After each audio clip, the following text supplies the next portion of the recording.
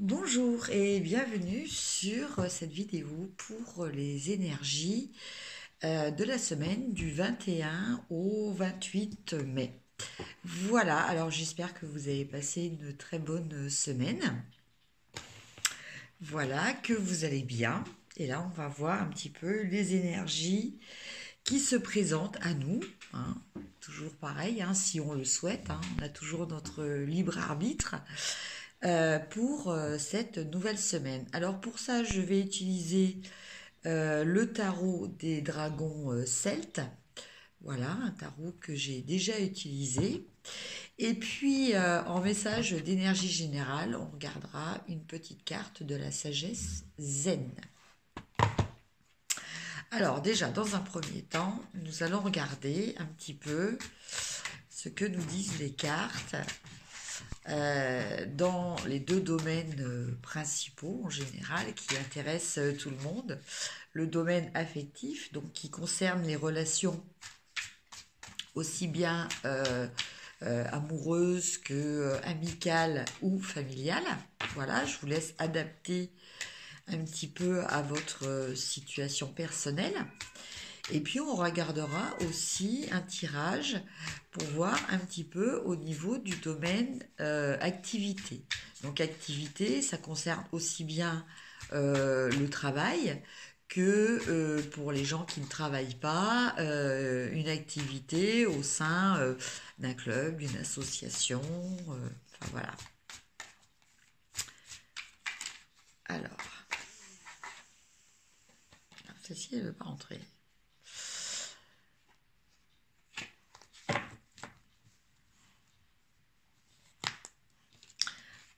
Alors, en fait, ça, c'est, je vous le dis quand même, hein, au cas où ça intéresserait certaines personnes. En fait, il y a une petite carte qui fait de la résistance, qui n'a pas voulu rentrer dans le jeu. Et en fait, il s'agit du 9 d'épée.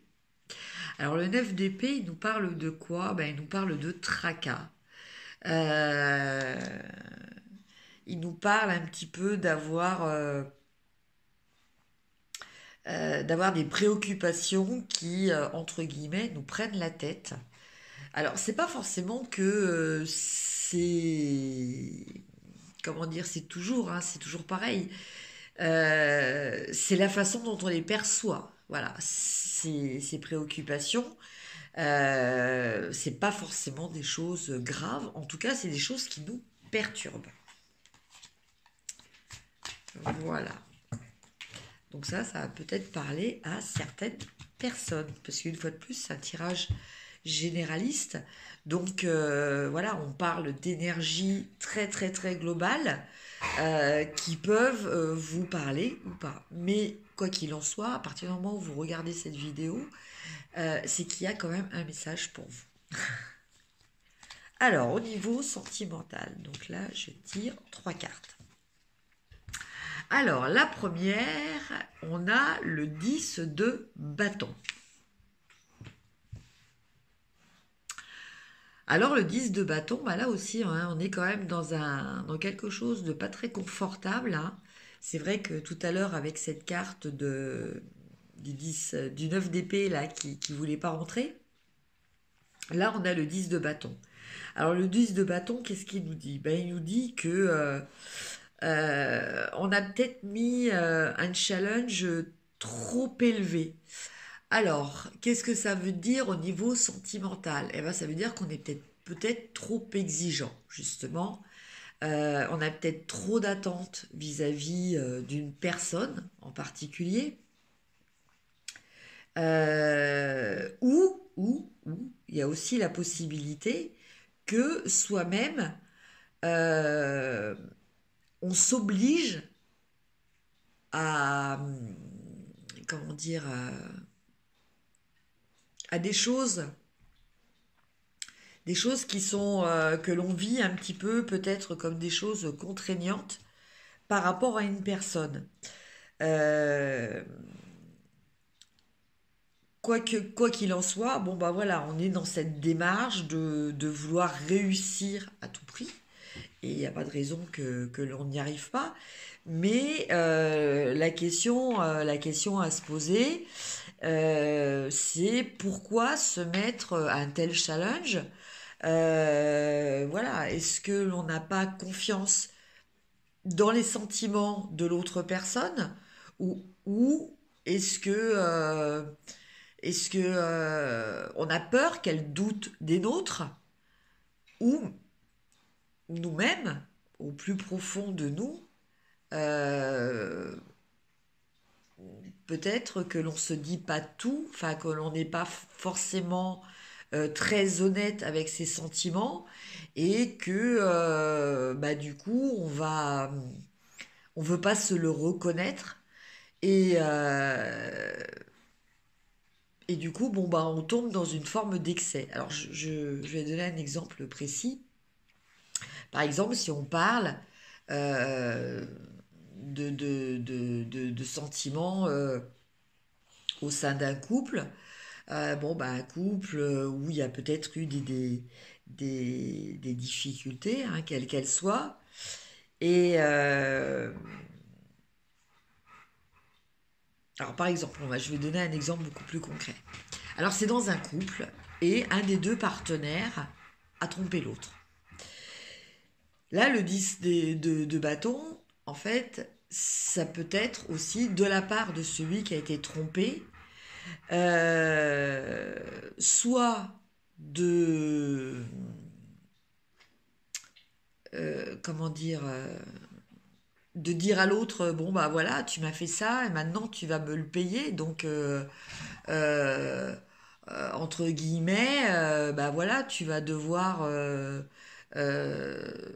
t'affranchir de certaines épreuves pour te racheter ou peut-être que soi-même euh, on veut pas s'avouer le mal que ça nous a fait, on veut pas le reconnaître, et peut-être qu'on dit à l'autre ou qu'on ne dit rien, parce que bon, peut-être que l'autre personne ne l'a pas forcément avoué, mais là, dans ces cas-là, ça voudrait dire qu'on ne dit rien et que du coup, bah, on porte ce secret, mais on le porte de façon, on ne montre pas justement sa douleur, alors qu'en fait, elle est là, elle est réelle.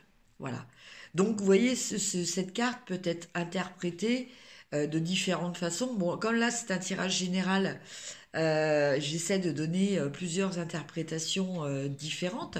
Mais bon, voilà, donc peut-être qu'il y a quelque chose qui vous a parlé dans ces diverses interprétations. En tout cas, c'est quand même, normalement, c'est quand même plus quelque chose qu'on s'inflige à soi-même, mais ça peut être aussi éventuellement quelque chose que vous infligez à l'autre. Vous l'obligez à porter un fardeau, vous l'obligez à assumer ses erreurs, peut-être de façon excessive. En tout cas, quoi qu'il en soit, il y a quand même une notion d'excès. Hein.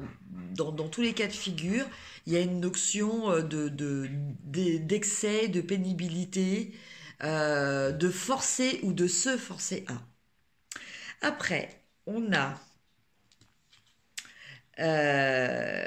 la carte des amoureux.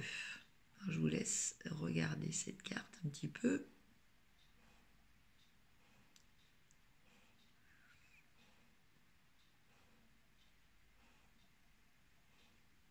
Voilà. Alors cette carte, elle nous parle de quoi? Elle nous parle de différence, de différence de comportement. Voilà, c'est ce que je ressens. Alors peut-être que bah, en ce moment, on a aussi ce conflit, un conflit interne entre je dois faire des choses et ces choses-là que je dois faire, ces actions que je dois mener, elles sont peut-être différentes de ce que je ressens au niveau de mes sentiments, au niveau de mes émotions. Voilà. Donc ça peut rejoindre aussi la première carte hein, qui nous parlait de, de s'infliger ou d'infliger une épreuve aussi. Hein. Donc là, il y a peut-être cette forme de rivalité interne entre, entre nos aspirations peut-être et ce que l'on est obligé de faire. entre ce que l'on ressent et ce que l'on montre à l'extérieur. Voilà. C'est cette ambivalence voilà, dont nous parle cette carte. Donc une fois de plus, je vous laisse adapter à relation amoureuse, amicale ou familiale. Et la dernière, effectivement, c'est quand même très perturbé au niveau sentimental, hein. On a le pendu. Alors le pendu, bah oui, lui il nous dit que vraiment on a du mal à se décider, hein, voilà. Alors peut-être on a du mal à se décider entre ces deux tendances que l'on ressent en nous, quoi, entre ce que nous devons faire et ce que l'on a vraiment envie de faire, ce qui est et qui sont des choses différentes, quoi, en fait, hein. Parce que vous voyez là, les deux dragons sont vraiment des couleurs différentes. Bon, bah, il y en a un qui représente le yin et l'autre évidemment le yang. Et un qui est sur terre et l'autre qui est dans l'eau. Donc voilà, donc après on a peut-être aussi euh, une forme d'antagonisme, de dualité entre nos aspirations et la réalité, entre ce que l'on voudrait et ce qui est aussi. En tout cas, quoi qu'il en soit, bah, on préfère se mettre un petit peu en stand-by. Euh,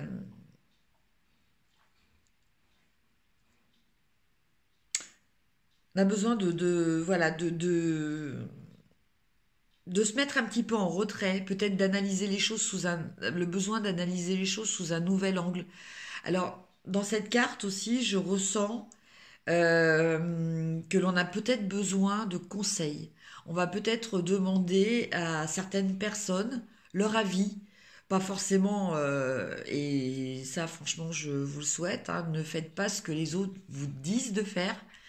Écoutez les conseils, ça c'est toujours très important, mais après faites-vous votre propre opinion, faites-vous une propre synthèse. Voilà, il ne faut pas suivre, enfin en tout cas moi c'est le conseil, c'est l'avis en tout cas, pas le conseil forcément, mais l'avis parce que je me permets pas de vouloir interférer dans vos vies, hein.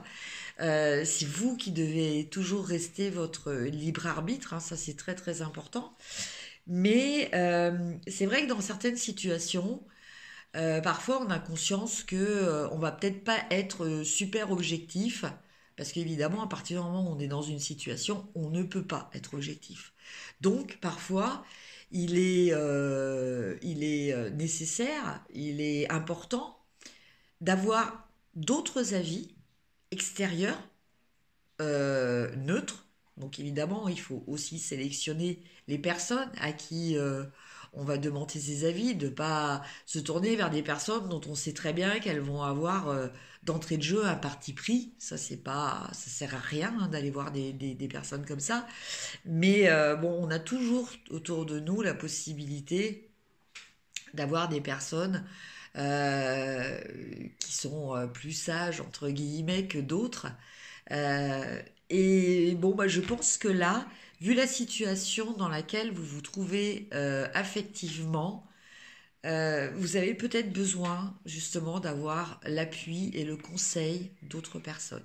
Donc faites-le, mais une fois de plus, toujours avec, avec cette analyse de ne pas prendre des personnes euh, qui ont des opinions rigides. Je vous dis, comme je vous disais tout à l'heure, qui sont déjà de parti pris. Non, essayez de vous tourner vers des personnes qui sont ouvertes, qui vont essayer de faire une analyse objective de la situation. Et surtout, on le note parce que ces personnes-là, justement, n'essaient pas de vous influencer. Elles vont pas vous dire, tu devrais faire ci, tu devrais faire ça. Non. Elles vont vous dire, bah, moi, c'est la façon dont je vois les choses. Voilà. À toi de réfléchir. Elles vont vous aider à pousser votre réflexion personnelle, intérieure, quand bah, vous-même vous êtes un petit peu bloqué. Voilà. Voilà pour le domaine sentimental. Maintenant, on va regarder le domaine donc des activités ou du professionnel, hein, selon les personnes. Donc une fois de plus, je vous laisse adapter à votre situation propre. Alors, pareil, je tire 3 cartes.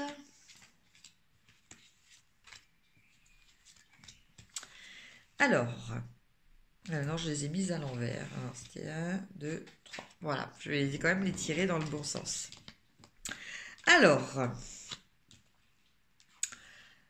on a vraiment cette histoire de choix, hein, parce qu'on retrouve la carte des amoureux dans le tirage, là.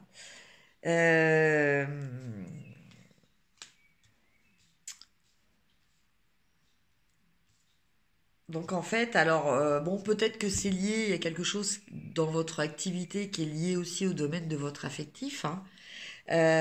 Donc ça peut être aussi que, par exemple, vous avez des sentiments pour un collègue de travail, à la limite, peut-être même votre supérieur hiérarchique. Et bon, comment dire, dans le cas concret, quoi, vous vous dites, bon, c'est pas possible, quoi, je peux pas dire à la personne mes sentiments. Si je dis ça, va peut-être mettre en péril mon travail, vous voyez, c'est peut-être des situations comme ça. En tout cas, voilà, après, ça peut être aussi que finalement, votre activité ne... on vous parle peut-être de faire des choses avec lesquelles vous ne vous sentez peut-être pas en adéquation aussi. Ça peut être ça. Voilà. Après, on a l'empereur. Donc, quoi qu'il en soit, bon, c'est pas du tout quelque chose entre guillemets, de dangereux, hein. Ça risque pas de mettre votre travail en cause, hein. C'est juste comment dire, une question un petit peu morale que vous vous posez, parce qu'en deuxième carte, on a l'empereur. Alors l'empereur, bon, il nous parle de stabilité, il nous parle de sécurité, il nous parle de confort, euh, il nous parle de protection, mais il nous parle aussi, là, ce que je ressens par rapport à cette carte, et donc si j'adapte au domaine donc activité professionnelle, je pense que quand même vous avez, malgré peut-être ce petit dilemme là que vous avez, vous ressentez quand même une certaine harmonie dans votre travail. Vous vous sentez à votre place, vous vous sentez compétent. Voilà, vous vous sentez vraiment en harmonie avec votre emploi. Alors après, oui, c'est pas parce que vous êtes en harmonie avec votre emploi que vous pouvez pas avoir quelquefois des petites divergences d'opinion, hein. Ça c'est encore autre chose. Et donc après, on a le 6 de bâton. Donc là, qui nous parle aussi de se sentir, comment dire,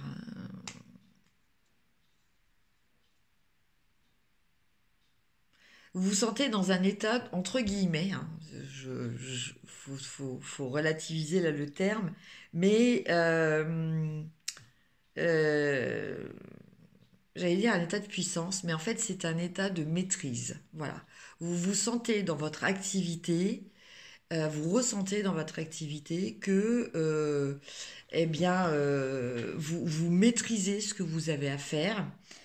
Vous avez aussi une reconnaissance de la part des personnes qui travaillent avec vous, une reconnaissance justement de vos compétences, ou une reconnaissance par rapport à des actions que vous avez menées. En tout cas, voilà, vous avez euh, vous avez ce regard bienveillant qui est quand même très agréable, hein, il faut le dire, hein. C'est sûr que on se sent quand même beaucoup mieux quand on sait que bah, on est apprécié et reconnu comme quelqu'un de compétent, comme quelqu'un de positif, comme quelqu'un qui apporte aussi aux autres. Il y a cette notion aussi de communauté, quoi, aussi, d'apporter à la communauté.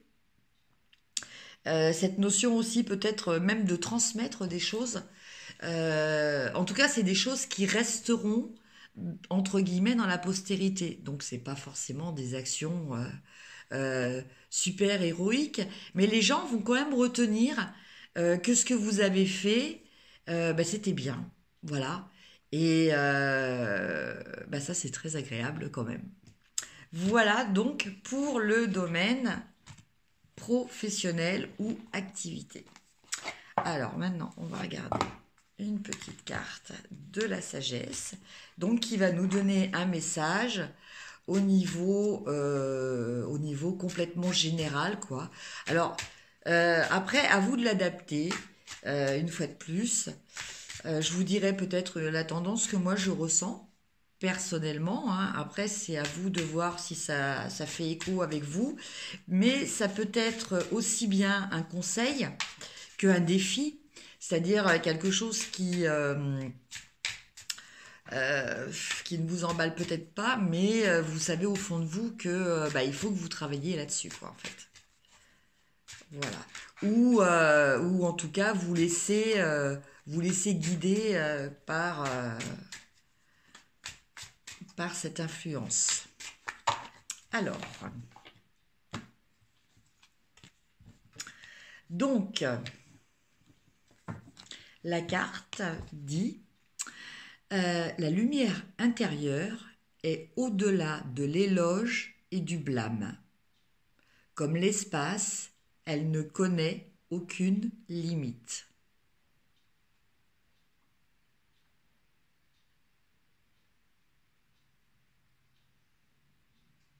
D'accord.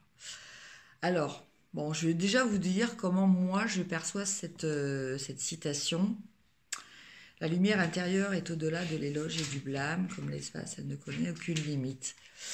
Euh, Bah moi, cette lumière, elle me fait penser, cette lumière intérieure, elle nous fait penser à, à l'amour, en fait, euh, à cette énergie vitale aussi que l'on a en nous, qui effectivement ne réagit pas ni à la flatterie ni à la critique,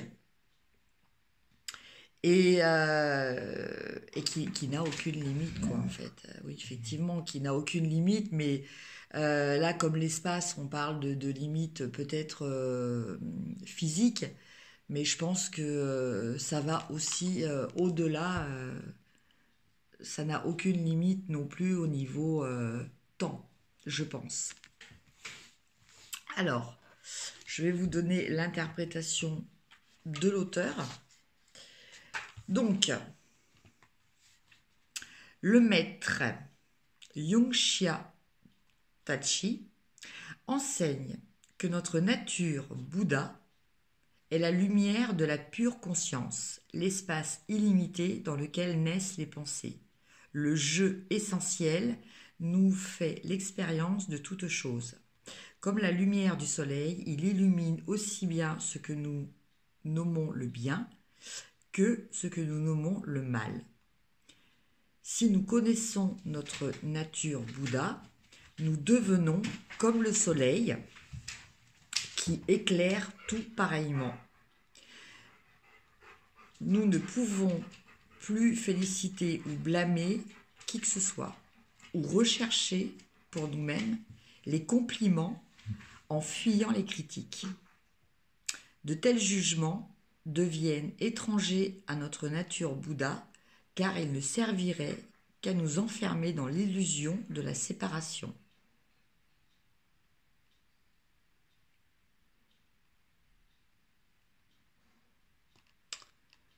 Voilà le message de cette petite carte.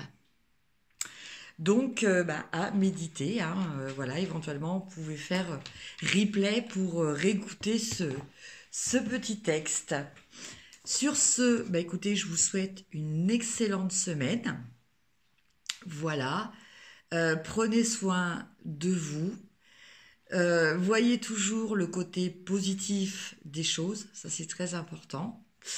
Et je vous dis à très bientôt. Je vous embrasse, je vous remercie de m'avoir suivi. Et n'oubliez pas de liker, de partager. Merci, au revoir.